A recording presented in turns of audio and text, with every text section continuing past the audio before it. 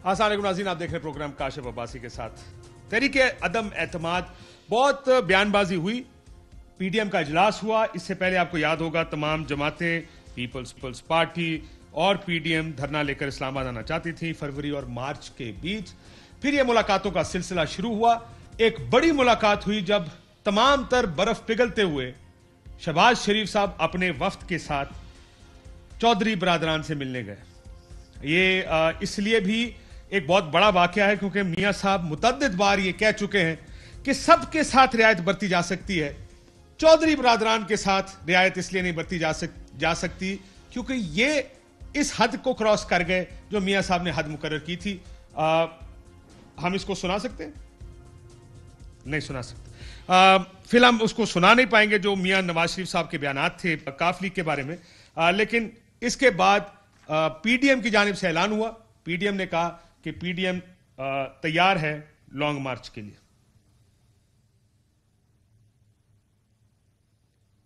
PDM के long मार्च पे भी हम कुछ नहीं शायद चला पाएंगे इस वक्त, जो मौलाना फजल रहमान साहब ने ऐलान किया था वो भी हम शायद आज नहीं चला सकते। लेकिन चले फैसला यहां पर आ गया कि लॉन्ग मार्च होगा। लेकिन आज अदम एतमाद, माफी चाहता हूं, अदम एतमाद के बारे में जो चलाइए मौलाना साहब।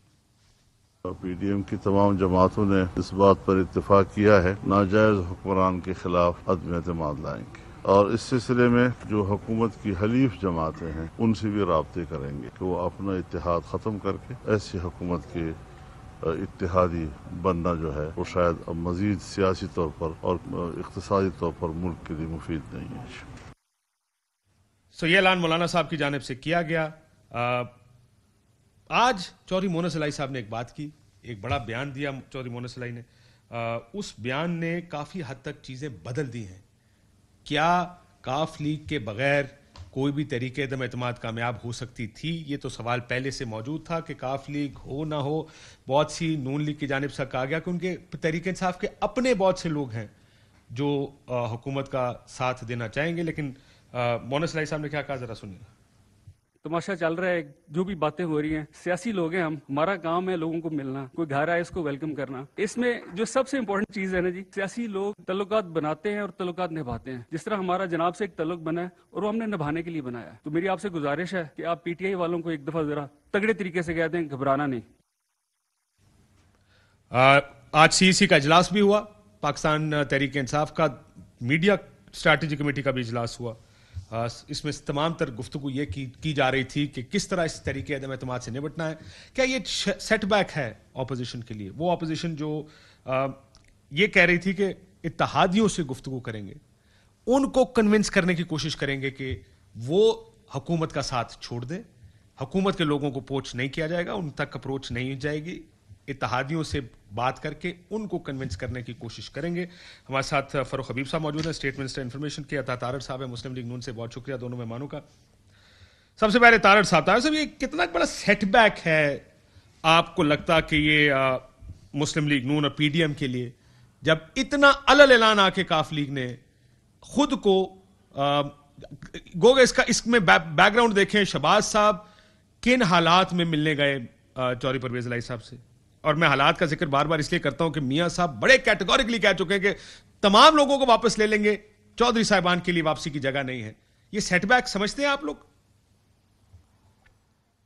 मुझे तो समझ नहीं आ रही कि मोनस इलाही साहब ने क्या बात की है। मैंने सुना है क्या कहा है उन्होंने, मगर मुझे इस बात की समझ नहीं आ रही कि वो सेटबैक कैसे है। और क्या उन्होंने कल की मुलाकात में जो कुछ हुआ, जो बातें हुई, जो व्यूज एक्सचेंज हुए, क्या उसकी नफी कर दी है, क्या उसको रद्द कर दिया है? उन्होंने इतनी बात जरूर की है कि हमारा एक प्राइम मिनिस्टर के साथ इत्तेहाद है और हम निभाना जानते हैं और सियासी ताल्लुकात हमारे हैं, हम लोगों को भी मिलते हैं। तो बात यह है कि मैं मोनस इलाही साहब क्योंकि कल मुलाकात में भी मौजूद थे, और दूसरी बात यह कि वो ऑब्वियसली उस महफिल में जहां उस मुलाकात में क्या हुआ, चलिए जहां वो तकरीर नहीं, मैं आता हूं ना, मैं आ रहा हूं, मैं उस वक्त तमहीद कंप्लीट अपनी कर लूं ना जी। अब बेसिकली जिस तरीके से वहां पे सारी बातचीत हुई, जहां पे मोनस इलाही साहब मौजूद थे, तो वहां उनका यही कहना बनता था अब ऑब्वियसली प्राइम मिनिस्टर की एक ना function में बतौर कुछ वफाकी ना भी वज़ीर कहते मौजूद तो हैं। कोई फर्क नहीं पड़ता। आप जानते हैं इस बात को तारड़ साहब कि वो एक नहीं, वजारत obviously पानी वहां की पे- वजारत का वहां- फंक्शन था, वहां पे वो अपनी वहां पे प्रोफेशनल देखें, तकरीर करके वहां बड़े पे आराम देखिए से किसी स्टेज ना से उतर किसी सकते ने, थे। कोई बात उनसे ऑब्वियसली की होगी और उन्होंने जरूरी समझा होगा कि मैं इस पे रिस्पॉन्ड करूं, तो कोई अचंभे की बात नहीं है। उन्होंने अच्छा किया अगर उन्होंने रिस्पॉन्ड कर दिया, तो मैं समझता हूं कि वो उनकी स्टेटमेंट जरूर थी, वो भी सियासी स्टेटमेंट थी। और जो कल हमारी मुलाकात हुई, देखिए पहली बात तो यह है कि बड़ी वार्म और कॉर्डियल मुलाकात हुई। गिवन कि इस बात को तस्लीम करना चाहिए कि शहबाज शरीफ साहब और परवेज इलाही साहब की माजी में तलखियां रही हैं, वो मैं आपको इतने अरसे सुनाता हूँ बाद जो मुलाकात तलखियां रही हुई। हैं। जी मैं हम कोशिश कर रहे हैं उसको अभी जी, तो हमारे पास लाइन पे नहीं है वो। तलखियों के बावजूद कल जितने अच्छे माहौल में मुलाकात हुई है और जितने अच्छी एक एटमॉस्फेयर में मुलाकात हुई है, मैं समझता हूँ बहुत ही खुशाइन था। मेरी तो चले उनसे एक अजीजदारी है और एक फैमिली का एक रिलेशन है बहुत पुराना, मगर जिस तरीके से कल सियासी मुलाकात हुई है, मैंने इतनी अच्छी सियासी मुलाकात कम होते हुए देखी। अच्छा, नंबर आप वन। मुझे डिफाइन कर दें, नंबर अच्छी टू, सियासी मुलाकात से आपका मतलब क्या है?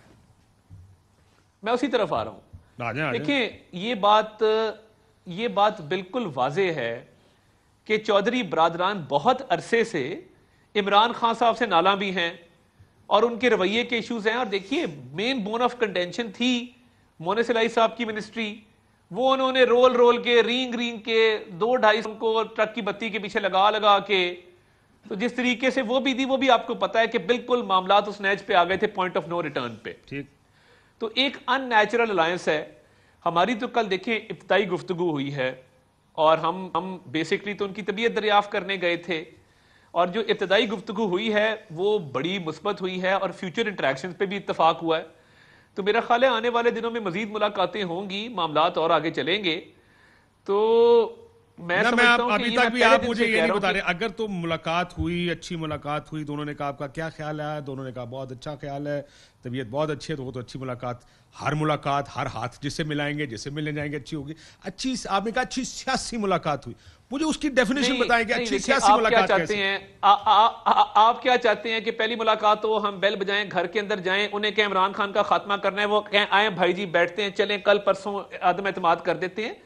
ये मैं तो आपसे डेफिनेशन इसमें पूछ रहा हूं, बातचीत अच्छी होती है। ब्रदर, मैं तो सिर्फ अच्छी सियासी मैं तो यही मुलाकात कह रहा की हूं ना। तारीफ कर दे मेरे मैं लिए। यही अच्छी कह रहा हूं सियासी कि मुलाकात किसको कहते हैं? जो इब्तिदाई मुलाकात में सियासी मामलात, अदम एतमाद, बाकी चीजें जो डिस्कस हुई हैं, मुझे उस मुस्बत वाइब आई है, मुझे उस पे पॉजिटिव जो है वो वाइब आई है उससे। और इब्तिदाई मुलाकात में आप बड़ी इतनी ही वेग, बेसिक मेरा चीजें- भाई अता तारड़ आज इतनी वेग बात कर रहा है कि जब आप कहते हैं कि मुझे बड़ी अच्छी वाइब आई है, मैं यही समझना चाह रहा हूं, मुझे यकीन है आपको देखने वाला भी यही समझना चाह रहा है, नून लीग का सपोर्टर भी यही समझना चाह रहा है। अच्छी सियासी मुलाकात किसको कहते हैं? ये अच्छी वाइब किधर से आती है? सियासी मुलाकात है, मुझे तो बड़ी अच्छी वाइब, मुझे तो बड़ी अच्छी वाइब आती है बहुत जगह से, लेकिन आपको फायदा कोई नहीं होता। ਜਦੋਂ ਸ਼ਹਿਬਾਜ਼ ਸ਼ਰੀਫ ਟੁਰ ਕੇ ਚੌਧਰੀਆਂ ਦੇ ਘਰ ਚਲਾ ਜਾਏ ਔਰ ਚੌਧਰੀ ਉਹਨੂੰ ਵੈਲਕਮ ਕਰਨ ਬਾਹਾਂ ਖੋਲ ਕੇ, ਇਹਨੂੰ अच्छी मुलाकात कहते हैं पंजाबी में। अच्छा, ठीक। तो पंजाबी में इसको अच्छी मुलाकात कहते हैं। यानी जिस तो तरह वो काफी देखें आधी आइस तो इस चीज से ब्रेक होती है ना, स्टेप्स होते हैं। ठीक हो गया। मैं समझता हूं ये मुलाकात होना इट इटसेल्फ ये बहुत बड़ी बात है। ये सियासी मंजरनामे पे इट्स अ ह्यूज थिंग। इससे बहुत आइस मेल्ट हुई है और आने वाले दिनों में मजीद इनसे मुलाकातें होंगी, तो देखते हैं आगे मामलात किस नहज पे चलते हैं। ठीक है, और आप कहते हैं कि जो मुलाकात हुई है और जो आज मोनिस इलाही साहब ने गुफ्तगू फरमाई है, आपको उसमें मुमासलत नजर नहीं आती। और मेरा ख्याल है मोनिस साहब ने बाय द वे बात की है। ना, इसमें नथिंग बाय द वे। ओ की कह रहे हो? खुदा दा वास्ता, you're in the communication business यार, को खुदा दा खौफ करो। इस बाय द वे की है। ओ बाय द वे इंज नहीं होती, बाय द वे में- होती है। बाय द वे मुझे अता तारड़ बड़ा पसंद है। अता तारड़ साहब परसों रखे ना जरा मीटिंग, तो मैं पार्टी ज्वाइन करने लगा हूं। ये दोनों बड़ी मुख्तलिफ चीजें हैं यार। बाय द वे गल नहीं होती कि यार मीटिंग रख, मैं तुम्हारी पार्टी ज्वाइन कर। सुन ले जरा, चले मैं दोबारा सुना देता हूं। बाय द वे बाय उन्होंने क्या फरमाया, मैं ये बिल्कुल भी नहीं कह रहा। अच्छा, मेरी एक और बात, मैं हमेशा मानता हूं सियासत में आज की कही हुई बात आज की हद तक है, कल के लिए नहीं है। ये मैं मानता हूं। मैं ये नहीं कह रहा कि खत्म हो गया सब आपके लिए। ठीक है, अच्छी बात। मैं सिर्फ ये कह रहा हूं कि जो आज हुआ है उसकी ट्रांसलेशन आपसे पूछा था। क्या कहा मोनिस इलाही साहब ने? सुनिएगा। तमाशा चल रहा है, जो भी बातें हो रही हैं, सियासी लोग हैं हम, हमारा काम है लोगों को मिलना, कोई घर आए इसको वेलकम करना। इसमें जो सबसे इंपॉर्टेंट चीज है ना जी, सियासी लोग तल्लुकात बनाते हैं और तल्लुकात निभाते हैं। जिस तरह हमारा जनाब से एक तल्लुक बना है और वो हमने निभाने के लिए बनाया है। तो मेरी आपसे गुजारिश है कि आप पीटीआई वालों को एक दफा जरा तगड़े तरीके से कहते हैं, घबराना नहीं। एक तमाशा चल रहा है, शुरू कहां से करते हैं? चलें आए शुरू करते हैं इसको। सबसे पहले एक तमाशा चल रहा है, जिसको जो आप कर रहे हैं हजरत, उसको तमाशा कह रहे हैं कि एक तमाशा चल रहा है।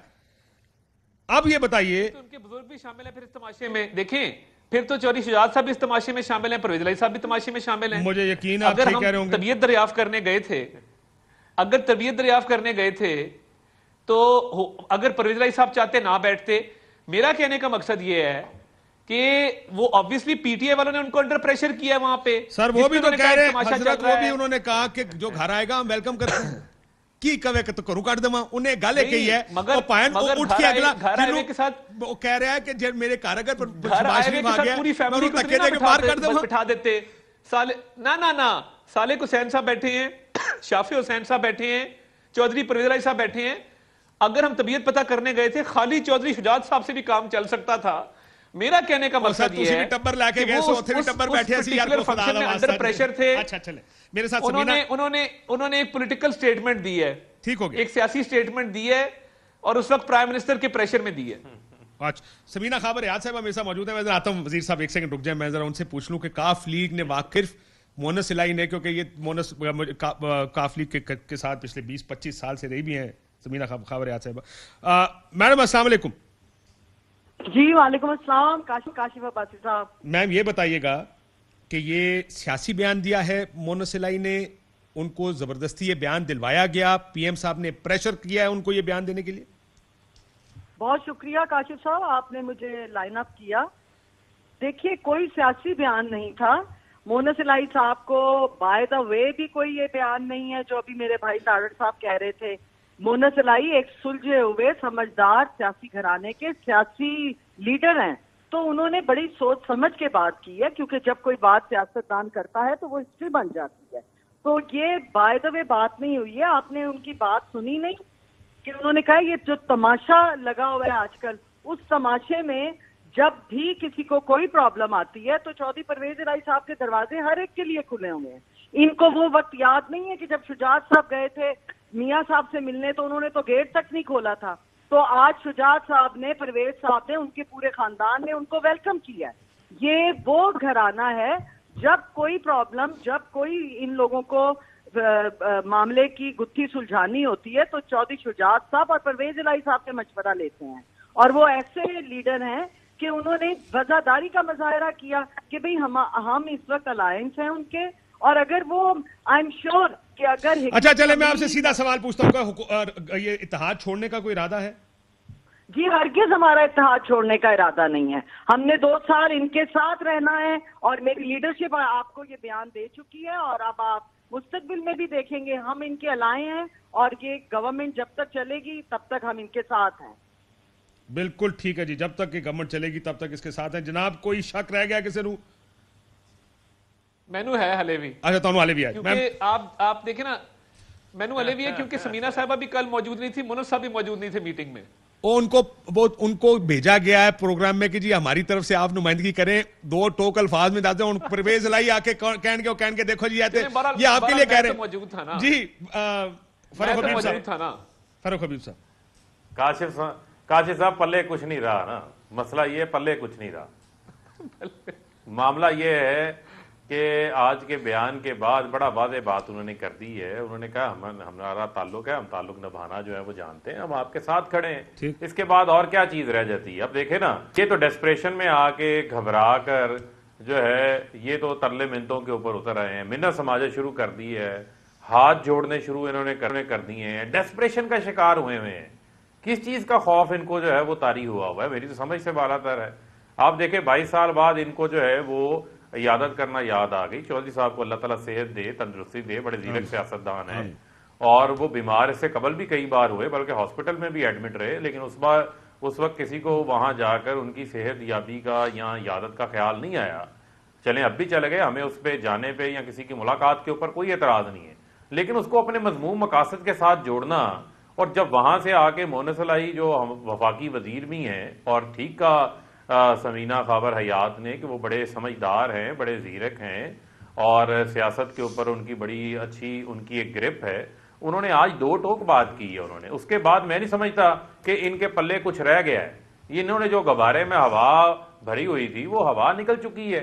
असल मसला तो इनका ये है कि इनके फर्द जुर्म आयद हो रही है 18 फरवरी को, 4 अरब रुपए के मकसूद चपड़ासी का इनको जवाब देना पड़ रहा है। उस वजह से फुर्तियां चढ़ी हुई हैं, जाके कभी इधर टामक टोइयां मारते हैं, कभी उधर टामक टोइयां मारते हैं।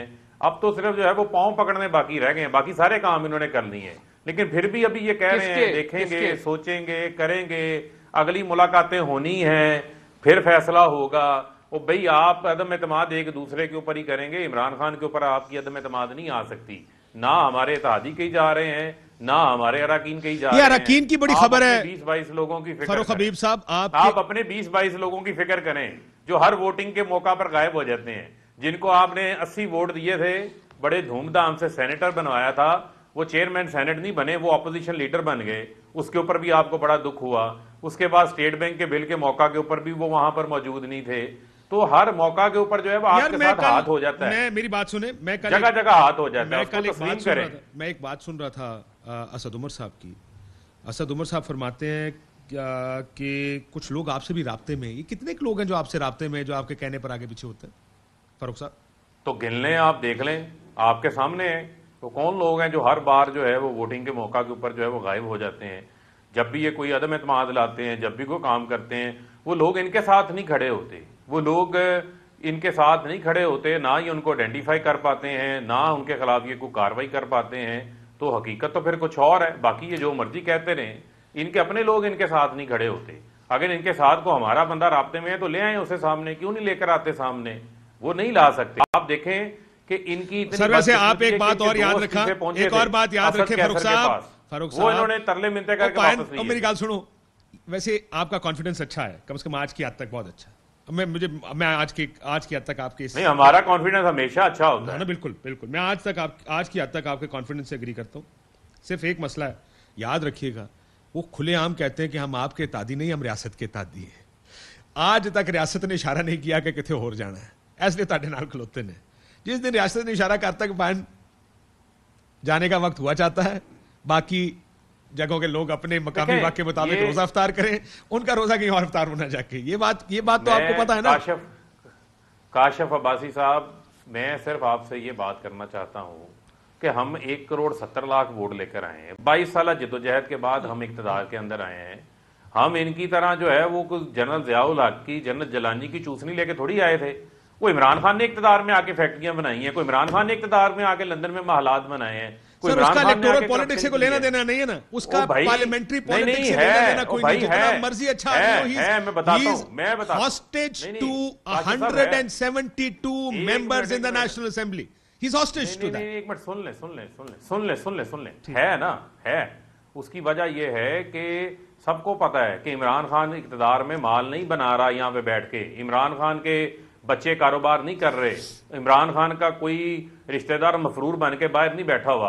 यहाँ FIA के केस, यहाँ टीटीओ के केस, यहाँ मंजूर पापड़ वाले, फलूदे वाले, ओमनी ग्रुप वाले, ये सारे इनके मसाइल हैं, इनके मामलात हैं। इन्होंने मुझे ये बताएं कि इन्होंने 10 साल में पीपल्स पार्टी ने कोई नून लीग के खिलाफ 2013 से 2018 में कोई एहतजाज किया था?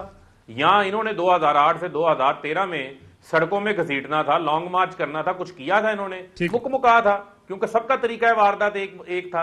अब जो है वो दिहाड़ियां बंद हो गई हैं, फैक्ट्रियां लगनी बंद हो गई हैं, बैरून मुल्क अकाउंट्स नहीं खुल पा रहे, मनी लॉन्ड्रिंग नहीं कर पा रहे, इस वजह से डेस्परेट है और तैयारी पकड़े भाई 18 फरवरी को जवाब देना है मसूद अनवर का। और 4 मैं इस पे आता हूं जरा आपके इसके ऊपर FIA की अदालत ब्रेक ले लूं, वहां जाके आज आपने अब तारीख नहीं लेनी, वकील ना बदल लीजिएगा। मैं बिल्कुल एक ब्रेक ले लूं, मैं ब्रेक के ऊपर मजीद गुफ्तगू करते हैं। ब्रेक लेते नाज़रीन, ब्रेक के बाद आपके साथ। इमरान खान साहब ने भी कहा कि हमारा आपकी फैमिली पर, आप पर पूरा एतमाद है। एक तारड़ साहब, बहुत बड़ा ब्रेक थ्रू, मैंने जैसे पहले कहा था कि एक बहुत बड़ा ब्रेक थ्रू था शहबाज शरीफ साहब का जाना चौधरी साहिबान से मिलने, चौधरी शुजात साहब और चौधरी परवेज इलाही साहब। 90s की ये अगर कहा जाए कि ये 90s का इख्तलाफ था जो वजारत आला से शुरू हुआ, जब परवेज इलाही साहब का ख्याल था कि उनसे वादा किया गया था कि वो वज़ीर आला पंजाब बनेंगे, शहबाज शरीफ साहब को बना दिया गया था। ये वो इख्तलाफ है जो चलता आ रहा है। फिर जब मिलिट्री टेक ओवर हुआ तो मियाँ साहब ने, ज़ाहिर मियाँ साहब को तो सज़ा हो गई, मुल्क से बाहर चले गए, लेकिन उन्होंने वो चीज़ भूली नहीं जो उस टेक ओवर के दौरान चौधरी साहिबान का या काफ लीग का जो रवैया था। क्या कहा मियाँ साहब ने, सुनी। अगर चौधरी शुजात हुसैन साहब, परवेज लाई साहब वापस आना नहीं, वो एक एक्सट्रीम एग्जांपल है। अच्छा, जरदारी साहब ने गवर्नर रूल लगाया था, हम इनसे हाथ मिलाते, एक सेकंड में हमारी यहाँ पे अक्सरियत बहुत ओवरवेलमिंग हो जाती, लेकिन हमने उस वक्त भी ये फैसला किया, इस पर अटल रहे, गामजन रहे कि चौधरी साहबान के लिए हमारे पास जगह नहीं है। बिल्कुल जगह नहीं थी। ये एक इंटरव्यू नहीं है, इस तरह के मल्टीपल इंटरव्यूज मियाँ साहब ने दिए हुए हैं। सो व्हाट हैपेंड नाउ, मतलब ये इसको कैसे देखेंगे आप? सियासत में कोई चीज़ हरफ आखिर नहीं होती, सियासत में कोई हरीफ परमानेंट नहीं होता, सियासत उस वक्त के मकसद का गेम है और जो मकसद हासिल करना हो वो मकसद हासिल करने के लिए आपको फिर कुछ भी करना पड़ता है। इसको कैसे देखना चाहेंगे आप? देखें, एक तो हमने उनको डाकू नहीं कहा, मेरा ख्याल है। आप मियाँ साहब की लहजा देखें, आप उनकी ज़बान की शाइस्तगी देखें और आप देखें कि वो कितने इत्मीनान से और कितने तहम्मुल से बात कर रहे थे एक सियासी शख्सियात के बारे में। ठीक। और एक तरफ नेम कॉलिंग है, ओ पंजाब के सबसे बड़े डाकू, मैं नहीं छोड़ूंगा। तो आज आप कह रहे हैं हमारे आपके खानदान के साथ बड़े अच्छे ताल्लुकात हैं। मुझे बड़ा प्यार आया आज कि कहाँ पंजाब का सबसे बड़ा डाकू और कहाँ पे आपके हमारे खानदान से बड़े अच्छे ताल्लुकात हैं। तो ये सियासत ये होती है, ये करती है इंसान के साथ कि जब आप एक घमंड में होते हैं तो वो टूट जाता है टाइम के साथ। देखिए चौधरी साहबान के साथ तो आप ये कह रहे हैं कि दोनों तरफ का घमंड टूट गया है? नहीं, मैं आ रहा हूं ना उस तरफ, इसी तरफ आ जाए ना, मुझे बता समझाएं कि आपकी ये बात तो ठीक है कि इमरान खान साहब का भी चलाएं जी, अगर जो मौका कहते थे तो कि पंजाब के सबसे बड़े डाकू है, ताकि मैं वो बात भी इसके साथ बिल्कुल आपने ठीक कहा कि ठीक जमती है दोनों साइड से बात, दोनों तरफ है आग बराबर लगी हुई, दोनों तरफ से बयानात इको वर्गे आ रहे हैं। तो मैं इमरान खान साहब भी सुनाता हूं, वो भी तैयार नहीं, अभी मियाँ साहब की बड़ी मुश्किल से तैयार हुआ। सो आप ये कह रहे हैं कि हमारी सियासत के सारे कैरेक्टर्स एक जैसे हैं, आप किसी को डाकू कहेंगे, किसी को गद्दार कहेंगे, लेकिन नहीं, आपने मुझे मुकम्मल नहीं करने दिया। उनके घर जाएंगे, उनकी मिन्नत समाजत करेंगे, नहीं, आपने मुझे मुकम्मल नहीं करने दिया।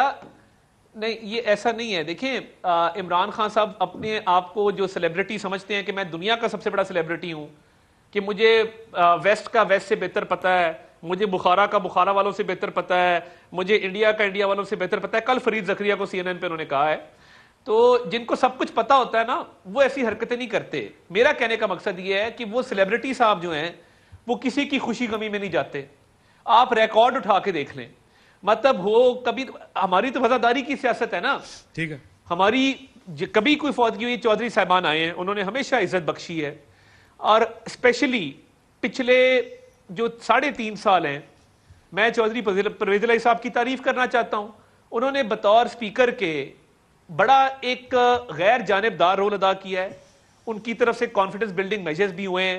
हमजा शहबाज शरीफ साहब जब पाबंदी से हासिल थे, हुकूमत से मुखालफत लेके उनके प्रोडक्शन ऑर्डर जारी करना, प्रोडक्शन ऑर्डर का तो रूल ही नहीं था, एक सियासी कैदी है, सारी बातें बहुत अच्छी आपकी। ना देखें, वो उनके बारे में हमारी उनके बारे में हुई है। मेरी बात सुने, उनके बारे में एक चीज तो वैसे भी कही जाती है ना जनाब, जो आप परवेज इलाही साहब की बात करें, शुजात साहब की बात, इवन मियाँ साहबान के बारे में बड़ी रख रखाव की पॉलिटिक्स है। ये पुराने जो सियासी खानदान है, ये उनके बारे में बात ज्यादा की जाती, जो मैंने बात आपकी मान भी ली, विच इज फेयर।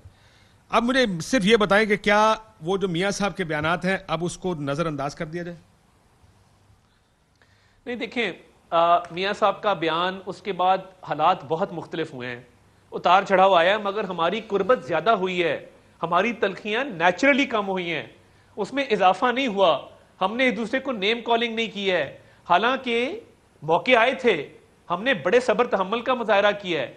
तो मैं ये समझता हूं कि हमारी जो कुर्बत over the past few years हुई है वो बिल्कुल नेचुरल है। वो ऐसे नहीं हुआ कि एक दिन डाकू का और अगले दिन पैर पकड़ लिए। और ये मेरे भाई करप्शन की बात कर रहे थे, आप कहते हैं कि डाकू कह के अगले दिन पांव पकड़ना गलत है, डाकू कह के कुछ दिनों बाद पांव पकड़ना ठीक है? नहीं, मैंने कहा ना नेचुरल फैक्टर्स थे। नेचुरल फैक्टर्स ने तलखियां कम की हैं। वो मैं फारूक साहब को कहना चाहूंगा कि तुमसे पहले भी एक शख्स यहाँ था कि ये बिलावल के साथ भी अपने खुदा होने पे इतना यकीन था आज वो चला गया ना शुजात अकबर। लेकिन मेरे साथ एक सेकंड, तारड़ साहब मेरी बात सुने। तारड़ साहब मैं एक छोटा सा, मेरे जहन में भी एक और चीज भी आ गई। पीपल्स पार्टी को भी आप गालियां निकाल रहे थे, ये सिलेक्टेड हैं। जब आप अकते हैं पीपल्स पार्टी से, लुट्टो तो फुट्टो, जरदारी साहब का तो पेट ही नहीं भरता, ये चोर है, ये डाकू है, फिर माफिया मांगते हैं। फिर जब पीपल्स पार्टी को बात करती है, फिर वही खड़े होकर शुरू हो जाता है, तू अपने प्योग जाके पूछ, तू जानता नहीं तेरा प्योग ना बड़ा चोर है। मतलब ये तो पॉलिटिक्स है पाकिस्तान की, लेट्स बी फेयर। उसके लिए टाइम फ्रेम इंपॉर्टेंट नहीं है। यही ना पीपल्स पार्टी थी जिसको आप लोग गालियां निकाल रहे थे। ये कौन है, क्या कर रहे हैं, लेकिन चले पाकिस्तान की सियासत है। मैं जरा फारूक हबीब साहब से भी कुछ चीजें पूछ लूं।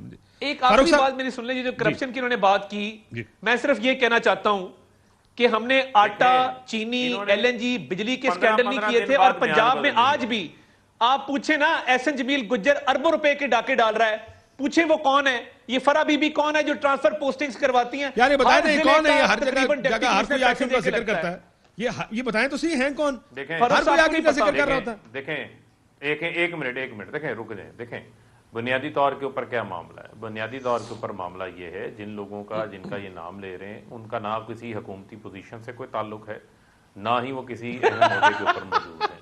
लिहाजा तो फिर क्यों फैसले ले रहे हैं पंजाब के? वो जो है वो इस किस्म की बैठ के फरवीलियस किस्म की बातें करना वो मुनासिब नहीं है, ना ही उसके अंदर कोई जान है। अब जरा मैं हल्फ देने को तैयार हूं। क्या मामला, मेरा अपना बंदा गया, आप हल्फ देते केस में मेरा अपना बंदा आप गया हल्फ देना। अच्छा चले जाएं, अच्छा सुन लेना। आप मुझे बात मुकम्मल कर लेने देना, मुझे बात मुकम्मल करने दे भाई। आपका मकसूद चपड़ासी या मसरूर अनवर सामने आ गया है, तो मुझे तो बात मुकम्मल कर लेने देना।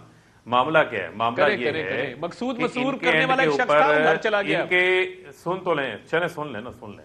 इनका इशू क्या है? इनका इशू ये है कि ये एक दिन कहते हैं बिलावल हमने लड़ना नहीं है, अगले दिन कहते हैं कि नया सिलेक्टेड तैयार हो गया है। बिलावल कहते हैं कि एक लाहौर का खानदान जो है वो हमेशा सिलेक्ट हुआ करता था। आप मिसाके जमहूरियत से लेके आप 2022 तक की, लेकिन उसका भी जवाब दे देना फारूक साहब। जो कुर्बतें, पंजाब का सबसे बड़ा डाकू कौन था? ना एक सेकंड वो कहानियां सारे मुझे चंगी आंदी है। जवाब दूंगा, अपना जवाब दे। नहीं मुझे जवाब दूंगा, अपना जवाब दो। वो बात मैंने कर दी जो सिलेक्टेड वाली है, वो मैं कर चुका हूं। मुझे अपना जवाब दे कि क्या जो पंजाब का सबसे बड़ा डाकू था, क्या वो आज डाकू नहीं रहा? करने सवाल चलें, आपका सवाल हो गया, आप जरा मुझे बात मुकम्मल करना। ना बात क्या, सवाल का जवाब देंगे ना आप, अपनी मर्जी की बात मैं इसका जवाब देता हूं ना, मुझे आप बात तो करने देना। आप मुझे ये तो नहीं बता सकते कि मैंने आपके सवाल का जवाब देना और किस तरह देना। मैं दे के जाऊंगा जवाब, आपके मासूमाना सवाल का जवाब दूंगा। मेरी भी मासूमाना अर्ज सुन लें।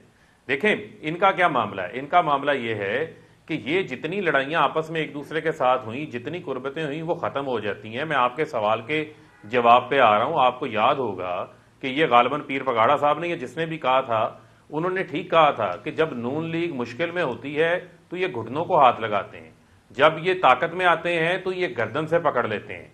और ये बार बार इन्होंने किया है। ये शरीफ डॉक्टराइन का हिस्सा है। जहां तक आपने कहा परवेज लाई के हवाले से, बात की, तो हमारी कोलिशन गवर्नमेंट है, हमारी जरूरत थी, हमें गवर्नमेंट बनानी थी। और आप सिर्फ ये नहीं है कि हमने गवर्नमेंट में आके इत्तेहाद बनाया। हमारा इलेक्शन लड़ने से पहले कोलिशन जो है वो सीट एडजस्टमेंट हमारी जो है वो, सर आपने तो कहा था लोटे नहीं लूंगा, आपने पूरे लोटों का टोकरा उठाया। आपने कहा ये एमक्यूएम दहशतगर्द है, एमक्यूएम को साथ मिलाया, पंजाब के डाकुओं को साथ मिलाया। आपने हर इलेक्शन के अपने पॉलिटिकल प्रिंसिपल पे कॉम्प्रोमाइज किया। यही पाकिस्तान की सियासत है। मैं सिर्फ कह रहा हूं आप दोनों ये माने, किसी को कोई इसमें अचंभे की बात नहीं है, हैरानगी नहीं है कि सब लोग अपने अपने असूल कॉम्प्रोमाइज करते हैं। Let's move forward. मैं जरा थोड़े सब्सटेंटिव इशू पे जाना चाहता हूं फारूक साहब। दोनों के आप आ जाए सब्सटेंटिव के ऊपर, लेकिन सिर्फ याद रखें कि अल्ताफ हुसैन के खिलाफ स्कॉटलैंड यार्ड में जाके मुकदमात भी इमरान खान ने ही कायम किए थे। उसको टेक ऑन भी इमरान खान ने किया था। कराची जाने के ऊपर पाबंदी भी इमरान खान पे लगी। मुझे बताइए, कोई बोलता नहीं था, जब टीवी पे कोई नहीं बोलता था। ये जो मसला है तहरीके अदम एतमाद लाने का, do you think it's a settled issue? क्योंकि ये चीज मैं आज भी किसी से बात कर रहा था, ये हम रोज आपस में बात करते हैं। देखें हर चीज को कोशिश करते हैं लोग ब्रेक डाउन करने की, ये समझने की कि ये हो क्या रहा है पॉलिटिकली। जाहिर है पॉलिटिकल पॉलिटिक्स में बहुत सी चीजें तो आपको समझ आ रही होती हैं कि ये उसने इशारा कर दिया होगा तो ये हो गया होगा, ये हो गया होगा तो इस वजह से ये चल रहा है। बहुत से लोगों से बात करने के बाद भी अभी ये समझ नहीं आ रही आखिर अदम एतमाद, ऑपोजिशन अपने आप को यूं बाहर बड़ा एक स्टेप लिया है ऑपोजिशन ने, वो इस वजह से कि अब रोज उनसे सवाल पूछा जाएगा, जब जो मैं भी पूछूंगा तारड़ साहब से, आखिर कब तारीख बताएं। रोज इनको तारीखें बतानी पड़ेंगी, कभी कुछ करेंगे, कभी तो शुरू में तो कहेंगे बता देंगे ना सर क्या मसला है, फिर आखिर में कहेंगे सर दस देना सर, माइंड ना करो, और आखिर में 15-20 दिन महीने के बाद कहेंगे सर मैं तुम्हारे प्रोग्राम में नहीं आना, से मुश्किल सवाल कर दो। ये होगा Aahista Aahista. Opposition if they come out और वो कह रहे हैं कि हम तरीके हर वेले हाजिर हैं, मेरा प्रात हर वेले हाजिर है, तो मैं चुक्के लाऊंगा, मसला कोई नहीं। मैं दसो कि आपको क्या लग रहा है इधर, ये कॉन्फिडेंस कहां से आ रहा है ऑपोजिशन का? देखें, बात ये है कि इनका जो कॉन्फिडेंस है वो कैसा कॉन्फिडेंस है। ये 12वीं दफा काशिफ साहब, ये 12वां ऐलान है। पहले इन्होंने कहा, इनको फजल रहमान ने कहा कि जनाब आपने असम्बलियों में जाके हलफ नहीं लेने, आपको याद होगा, इन्होंने हलफ भी ले लिए। फिर उन्होंने कहा कि जनाब हम जो है वो स्पीकर के खिलाफ अदम एतमाद लेकर आएंगे, 10 बार बैकआउट किया। फिर इन्होंने कहा जी पहला बजट नहीं पास होगा, दूसरा नहीं होगा, तीसरा नहीं होगा, सारे पास हो गए। कानून साजियां पास नहीं होगी, सारी हो गई। फिर इन्होंने कहा जी लॉन्ग मार्चेस करेंगे, कोई लॉन्ग मार्च नहीं हुआ। फजल रहमान ने पीछे मुड़ के देखा, सीढ़ी भी गायब थी, कंटेनर भी गायब था, और मियां साहब भी गायब थे। असल चीज मियां साहब गायब थे। फिर इन्होंने कहा सुन तो लेना, फिर इन्होंने कहा कि जनाब हम इस्तीफे लेकर आएंगे। वो 2 लोगों ने जाके बड़ी होशियारी से नंबर बनाने के लिए इस्तीफे स्पीकर के पास पहुंचा दिए। बाद में हाथ जोड़ के मिन्नत समाजत करके वो इस्तीफे इनको वापस, हालांकि आप बीच का एक और चीज भूल गए, अब आप कहानी सुना रहे हैं। साहब का मरियम बीबी ने बड़े अलग ऐलान कहा था कि अब जो इस्तीफे दे दिए मुंह पे मारे, कोई वापस नहीं लेगा। उन्होंने अगले दिन जाकर स्पीक किया, जिसमें एक कैप्टन सफ्तर के भाई थे जिन्होंने इस्तीफा वापस ले लिया। लेकिन मैं अब जरा यही सवाल पूछना चाहता हूं तारड़ साहब, आर और पार भी तो कहा था। बिल्कुल तारड़ साहब, यहां पर हुकूमत तगड़ी है।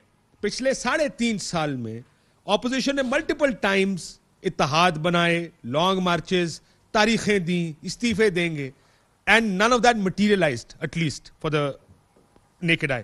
लेकिन मुझे इस दफा का सबसे पहला सवाल तो इसका करें, फिर आगे की बात करेंगे। ये कॉन्फिडेंस कहां से आ रहा है आपको? आप जिस तरह मैं सुन रहा था, शायद खाकान अब्बासी साहब, मरियम और नवाज शरीफ साहबा कहते हैं हुकूमती लोग तैयार हैं। अरे हुकूमती लोग तैयार होते अब तक तरीके अदम एतमाद पर दस्तखत हो चुके होते, वो दाखिले दफ्तर हो चुकी होती, उसकी तारीखें दी जा चुकी होती। कुछ तो है जिसकी वजह से आपको कॉन्फिडेंस है भी और नहीं भी। कॉन्फिडेंस की वजह यह है कि पूरे के पूरे बाय इलेक्शन मुल्क में, कराची से लाहौर, लाहौर सर उसका तरीके अदम एतमाद से कोई लेना देना नहीं है ना, है। मैं सर उसके बावजूद बाद में कानून साजी सारी हुई और वो पास हुए ना। मुझे आपकी बात में 100% मानता हूं बड़े भैया, मैं आपकी सारी बातें मानता हूं। वो कल खड़े हो जाएंगे डीआई खान के इलेक्शन पर। इशू ये है कि अब लोग जो हैं वो किसी लालच या खौफ में नहीं आएंगे। आप उनके दरवाजों पे जाके वो दें लेटर जो आप दिया करते थे। प्रॉब्लम ये है कि लोग अब तंग आ चुके हैं, उनके अपने सर्वाइवल का मसला है। हमें लोगों ने क्यों छोड़ा था? उनको था कि हमारा सियासी सर्वाइवल नहीं है नून लीग के साथ। जब सर्वाइवल का मुझे एक बात बता देना ब्रदर, एक बात बताएं अता साहब, ये बताएं कि आपने तादियों के साथ मिलकर अदम एतमाद कामयाब बनानी है या पीटीआई वालों के साथ? हम हर हरबा इस्तेमाल करेंगे। मौलाना साहब एक सेकंड, मौलाना साहब ने कहा हम अफराद को अप्रोच नहीं करेंगे। क्यों आप कह रहे हैं कि मौलाना साहब झूठ बोलते हैं? असल में हम हर आदमी को अप्रोच करेंगे। पहले सुन ले मियां साहब, मौलाना साहब ने क्या कहा, फिर मुझे इसका जवाब सुन ले। झूठ तो नहीं, सुने के पास नंबर पूरी नहीं है, आपको यकीनी तौर के ऊपर नाराज हुकूमती अराकीन है, उनकी साइड लेनी पड़ेगी। क्या आप ये नहीं समझते कि ये वो हॉर्स ट्रेडिंग है, छांगा मांगा की सियासत है? हमने इस बात पर बिल्कुल हतमी राय कायम की है कि हम इंडिविजुअल को अप्रोच नहीं करेंगे। हतमी राय है सर, इंडिविजुअल को अप्रोच नहीं करेंगे। लेकिन साथ में लुकमा दे रहे थे शहबाज साहब, बाज अमीर यानी जो साडे नाल रल जाएगा वो बाज अमीर है। लेकिन सो यू आर सेइंग कि हुकूमती लोग अगर आपको किसी मिलना चाहें, आपके पास आना चाहें, तो आपको कोई एतराज नहीं? देखिए ये इतनी नाकाम हुकूमत है। सर मेरे सवाल का जवाब दे दे, आखिरी मिनट है ब्रेक से पहले। क्या आपके पास हुकूमती आए तो आपको कोई एतराज नहीं? सिंपल बात है सर, हम हर हरबा इस्तेमाल करेंगे। अब लोग जो इलेक्टेबल्स हैं और जो हलीफ जमाते हैं वो पीटीआई का बोझ नहीं उठा सकती अगले इलेक्शन में। फैसला उनको करने देना, ये सियासी मौत होगी जो लोग फैसला करने। छोड़ इस बात को, फैसला उन्होंने करना है। आप ये कह रहे हैं कि अगर पीटीआई का टूटा तो उसको तोड़ेंगे, पैसे लगाने पड़ेंगे वो करेंगे, हॉर्स ट्रेडिंग करनी पड़ी वो करेंगे, टिकट देने पड़े वो करेंगे। इसको हमने गिराने पैसे नहीं लगाएंगे। क्यों नहीं पैसे नहीं लगाएंगे? ताड़े को जहांगीर कोई नहीं, जो लोग हैं हलीफ जमाते हैं, ताड़े को कोई जहांगीर नहीं है। पैसे का इसमें अब रोल कोई नहीं है। ਤੁਹਾਡੇ ਕੋਲ ਕੋਈ नहीं, जागीरदारी पता नहीं नहीं। साढ़े को आ भी जाए तो ऐसे नहीं करांगे। एक ब्रेक के बाद, ब्रेक के अब अगले चंद दिनों का मंजरनामा क्या होगा, एक ब्रेक लेते हैं, ब्रेक के बाद वापस आते। वेलकम बैक नाज़रीन। एक एक सवाल मेरा दोनों भाइयों से, मैं तारड़ साहब से शुरू करना चाहूंगा। तारड़ साहब, मैंने जैसे कहा था, अब सिलसिला शुरू हो जाएगा आपसे तारीख मांगने का। कब आ रही है तहरीक अदम एतमाद? कोई तारीख है आपके जहन में, कोई रफ टाइम फ्रेम हो आपके पास? देखिए, मैं क्योंकि इस एक्सरसाइज में पूरी तरह शरीक हूँ, तो मैं अपने पार्टी डिसिप्लिन का पाबंद हूँ और ये एक सेंसिटिव मामला है। इस पे मैं आज पहली दफा कह रहा हूं, मनु भी पता किसी सवाल के जवाब में मैंने नहीं, मुझे क्योंकि मैं सारी मीटिंग में शरीक हूँ। अच्छा चलें, ये बता दें बिल्कुल पता कि है। आप कहें कि मुझे डेट का पता है लेकिन मैं बताऊंगा नहीं, ये दो बड़ी मुख्तलिफ चीजें कि आप अभी तक डेट डिसाइड नहीं हुई या डेट डिसाइड हो गई, मैं आपको बताऊंगा नहीं। अच्छा ठीक जी, मुझे टाइम फ्रेम, डेट नहीं कहूंगा, टाइम फ्रेम का पता है, मगर मैं आपको बताऊंगा नहीं, क्योंकि मैं ऑब्वियसली पार्टी की हमारी वर्किंग है और हसास मामलात में मैं ऑब्वियसली डिस्क्लोज नहीं कर सकता। वक्त आएगा डिस्क्लोज करेंगे। बिल्कुल ठीक है, दैट इज फेयर। बट आप ये कह रहे हैं कि ये तो नहीं होगा कि हम जून में भी आपसे ये सवाल पूछ रहे होंगे? नहीं जी, टाइम फ्रेम के बारे में मैं बिल्कुल क्लियर हूं, वो फिर इंशाल्लाह जब वक्त आएगा। मैं आपसे जून में तो ये सवाल नहीं पूछ रहा हूंगा ना, ये मैं सवाल पूछ रहा हूं आपसे। नहीं, मतलब ऑब्वियसली जून में तो आप सवाल ये इसलिए नहीं पूछेंगे कि मतलब इतना लंबा कभी कोई तहरीक जो है वो अदम एतमाद के प्री जो उसकी प्लानिंग होती है इतनी लंबी नहीं चला करती, तो इंशाल्लाह अल्लाह खैर करेगा, जल्द आपको इस पे बताएं। बिल्कुल ठीक है, ये भी आपने हमें साउंड बाइट दे दी। जून में अगर मैंने पूछा तो साथ ही ये भी चलाऊंगा। उस टाइम आप कहते थे इतनी लंबी प्लानिंग नहीं चलती। उनकी हो गया। आखिर में ये बताइए ठीक है, हाजिर फरूख हबीब साहब, आखिर में बताइए, शेख रशीद साहब ने 50 दिन का बड़ा जिक्र किया कि अगर ये निकाल गए, ये कौन से 50 दिन, क्या हुआ है होगा इन 50 दिनों में, कौन सी मुश्किल पड़ी हुई है तहरीक इंसाफ को? पता नहीं, जो शेख साहब ने 50 दिन का जिक्र किया वो शेख साहब भी बताएंगे, मैंने तो उनकी स्टेटमेंट ऐसी कोई नहीं देखी, आज मैं नहीं देख सका उन्होंने अगर कोई ऐसी बात की है। लेकिन इनकी तारीखें जो है ना, वो ये तो खान साहब खाबर गुमन से मिले थे, उन्होंने उस जगह कहा था कि 3 महीने बड़े अहम हैं, तो आप लोग कुछ तो होगा जो ये अगले 2-4 महीने अहम है, किसी वजह से होंगे ना।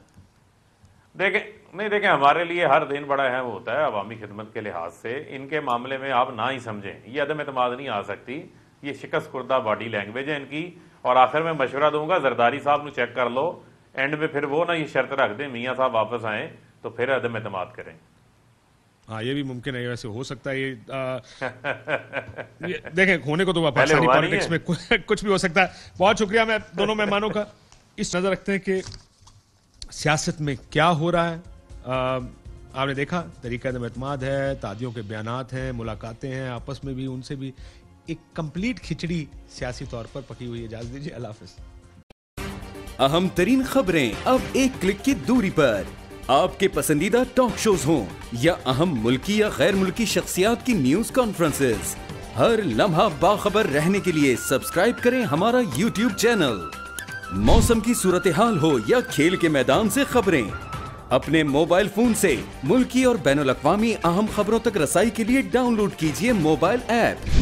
बावसूख ज़राए से मुसद्दिका खबरों, तज्ज़ियों और तबसरों से मुस्तफीद होने के लिए विजिट कीजिए पाकिस्तान की सबसे बड़ी न्यूज वेबसाइट www.arYnews.tv। इन सब के अलावा पाकिस्तान का सबसे बड़ा फेसबुक पेज हो, सबसे बड़ा न्यूज इंस्टाग्राम अकाउंट या फिर ट्विटर, ARY न्यूज पहुंचा रहा है खबरें सबसे पहले आप तक, ताकि आप रहें हर लम्हा बाखबर।